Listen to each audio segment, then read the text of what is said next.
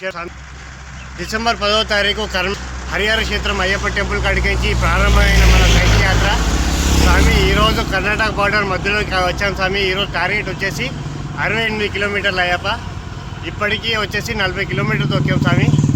ఇంకా 40 చేంజ్ ఉన్నది, 35 చేంజ్ ఉన్నట్టుంది స్వామి. ఇక్కడ మీరు చూస్తే చూడండి స్వామి, మొత్తం మంచిగా ఉంది అయ్యప్ప. మేము తడిచిపోయినాము అయినా కానీ సాంశన్న మా అయ్యప్ప దయ వల్ల ఇలాగే కొనసాగుతుంది మా సైకిల్ యాత్ర.